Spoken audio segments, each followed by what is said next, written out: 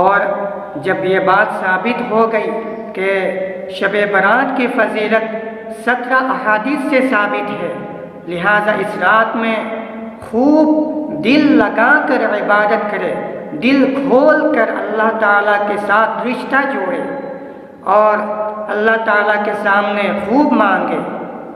لوگوں نے مجھ سے مسئلہ پوچھا ہے کہ ہم اس رات میں کون سی عبادت کریں، کیا عبادت کریں اور کون سی نماز پڑھیں؟ تو میں بتلا دیتا ہوں کہ اس رات میں کوئی خاص عبادت نہیں، اس رات میں کوئی خاص عبادت نہیں ہے، بلکہ آپ مختلف عبادتیں کر لیں، الگ الگ عبادتیں کر لیں کہ تھوڑی دیر نفل نماز کے اندر مشغول ہو جائے، چاہے 2 رکعت ہو، چاہے 4 رکعت ہو، 8 رکعت ہو، جتنی آپ کی مرضی، تو تھوڑی دیر نفل نماز کے اندر مشغول ہو جائے، تھوڑی دیر قرآن کریم کی تلاوت کر لے، تھوڑی دیر ذکر اذکار کر لے، تھوڑی دیر تسبیح پڑھ لے اور تھوڑی دیر دعاؤں کے اندر مشغول ہو جائے۔ تو آپ اس طرح مختلف عبادتیں کر لیں، کیونکہ نہ جانے آپ کی کون سی عبادت اللہ تعالیٰ کو پسند آ جائے، آپ کچھ کہہ نہیں سکتے۔ لہٰذا آپ اس طرح مختلف عبادتیں کر لیں، اور پوری رات جاگنا بھی ضروری نہیں، جتنی آپ کی مرضی ہو۔ اور کون سی نماز پڑھیں تو میں بتلا دیتا ہوں کہ اس رات میں آپ وہی نماز پڑھیں جو نماز آپ روزانہ تہجد کے وقت اٹھ کر تہجد کی نماز پڑھتے ہیں رات میں، وہی نماز آپ پڑھیں۔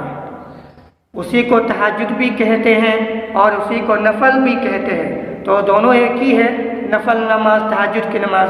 تو روزانہ آپ تہجد کی نماز جو پڑھتے ہیں وہی تہجد کی نماز، نفل نماز آپ پڑھیں۔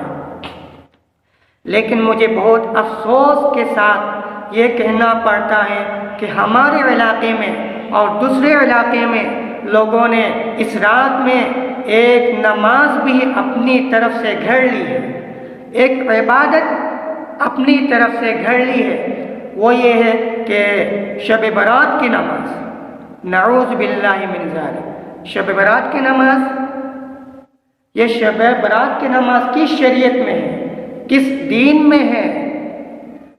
نہ تو اللہ کے رسول صلی اللہ علیہ وسلم نے شب برات کی نماز پڑھی، نہ صحابہ کرام نے پڑھی، نہ تابعین نے پڑھی، نہ بزرگوں نے، اولیاء اللہ نے پڑھی۔ کس شریعت میں ہے؟ ان لوگوں کو شب برات کی نماز کہاں سے مل گئی؟ اللہ بہتر جانے۔ بھائی ہماری شریعت میں تو شب برات کی نماز کے نام سے، اس عنوان سے کوئی نماز ہی نہیں، نہ اللہ تعالیٰ نے ہمیں بتلایا، نہ اللہ کے رسول نے بتلایا، نہ صحابہ کرام نے عمل کیا۔ ان لوگوں کو شب برات کی نماز کہاں سے مل گئی، کس شریعت میں؟ اور مجھے بہت افسوس کے ساتھ، دکھ کے ساتھ یہ کہنا پڑ رہا ہے کہ ہمارے علاقے میں اور دوسرے علاقے میں مسجد کے امام حضرات اور علماء کرام لوگوں کو شب برات میں اپنی تقریروں میں، اپنی نصیحت کے اندر لوگوں کو یہ بتلا رہے ہیں کہ لوگوں شب برات کی نماز پڑھو۔ اب بتاؤ، اور یہ بھی بتلا رہے ہیں کہ پہلی رکعت میں انا انزلناہ فی لیلۃ القدر پڑھو، اور دوسری رکعت میں 3 بار قل هو اللہ پڑھو، سورہ اخلاص پڑھو۔ اب ظاہر سی بات ہے کہ ان علماء کرام کو کیا کہا جائے؟ یہ صرف جہالت کے علاوہ کچھ نہیں، سوائے جہالت کے کچھ بھی نہیں، جہالت کی باتیں ہیں۔ حد ہو گئی کہ ان لوگوں کو شریعت میں یہ شب برات کی نماز کہاں سے مل گئی؟ ہو سکتا ہے کہ جو لوگ شب برات کی نماز پڑھتے ہیں اور شب برات کی نماز لوگوں کو بتلاتے ہیں، ہو سکتا ہے کہ ان لوگوں کا شریعت الگ ہو، ان لوگوں کا قرآن بھی الگ ہے، ان لوگوں کا خدا بھی الگ ہے، ان لوگوں کا نبی بھی الگ ہے۔ بھائی ہماری شریعت میں تو کوئی شب برات کی نماز نہیں، نہ ہمارے نبی نے بتلایا، نہ صحابہ کرام نے بتلایا، نہ ہمارے اللہ نے بتلایا۔ ہو سکتا ہے کہ ان لوگوں کے اللہ نے بتلایا ہو سکتا ہے کہ ان لوگوں کے نبی نے بتلایا ہو ہو سکتا ہے کہ ان کے قرآن میں ہو، ہماری شریعت میں تو نہیں ہے۔ اللہ ان لوگوں کو ہدایت دے، سمجھ بوجھ دے۔ شب برات کی نماز بتاؤ۔ اور یہاں پر ایک مسئلہ اور بھی ہے کہ چاہے شب برات ہو چاہے شب قدر ہو، راتوں کے اندر اس رات میں لوگوں کا ایک بہت بڑا مجموعہ، ایک بہت بڑی تعداد مسجد کے اندر جمع ہوتی ہے، اور ایک مجموعہ ہوتا ہے مسجد کے اندر، اور اجتماعی طور پر صلاۃ التسبیح کی نماز ادا کر رہے ہیں۔ بعض حضرات اجتماعی طور پر کوئی اور عمل کر رہے ہیں، اور اگر اجتماعی طور پر عمل نہ کرے پھر بھی راتوں کے اندر اس رات میں اکٹھا ہونا اور اس طرح لوگوں کا بھیڑ لگانا، اس کا ثبوت دین اسلام کے اندر دور دور تک اس کا کوئی ثبوت نہیں ملتا، نام و نشان نہیں ملتا۔ اب خود دیکھیں کہ اللہ کے رسول صلی اللہ علیہ وسلم کے زمانے میں کتنی بار شب برات آئی، کبھی بھیڑ لگاتے ہوئے آپ نے دیکھا ہے؟ کوئی روایت ملتی ہے آپ کو؟ صحابہ کرام کے زمانے میں 110 سال تک صحابہ کرام زندہ تھے، کتنی بار شب برات آئی؟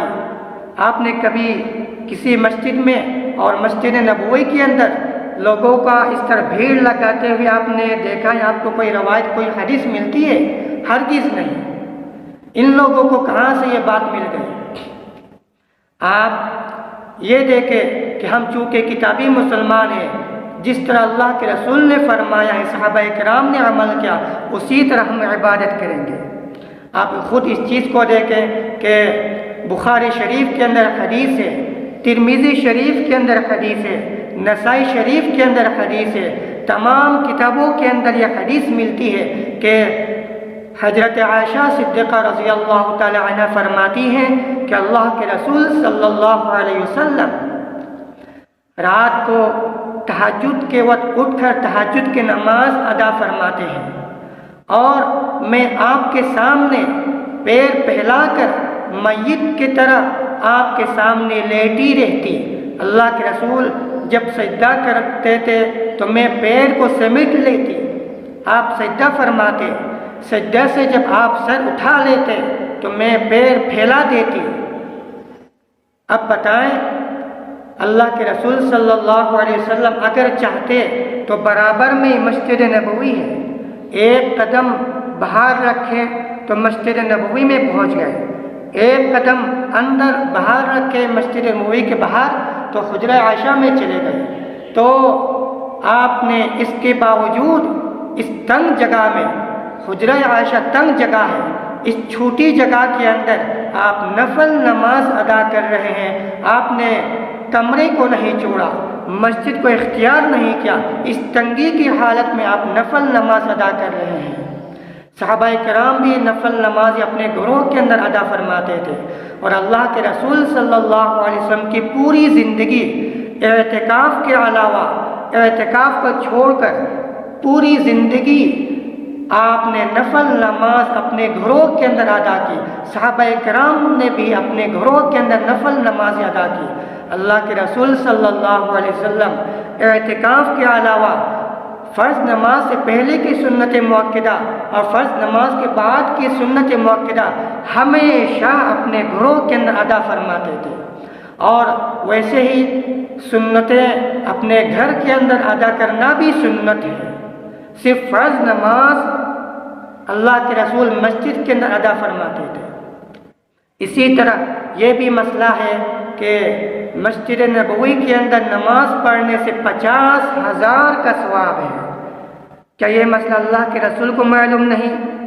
کیا یہ مسئلہ صحابہ کرام کو معلوم نہیں کہ مسجد نبوی کے اندر نماز پڑھنے 50,000 کا ثواب ہے؟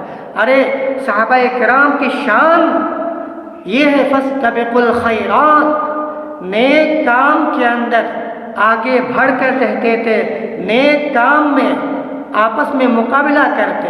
یہ ہے صحابہ کرام کی شان۔ کیا صحابہ کرام کا ثواب کی ضرورت نہیں ہے؟ اور آپ کو زیادہ ثواب کی ضرورت ہے کہ آپ کا علم صحابہ کرام سے زیادہ ہو گیا؟ بتائیں۔ تو اللہ کے رسول نے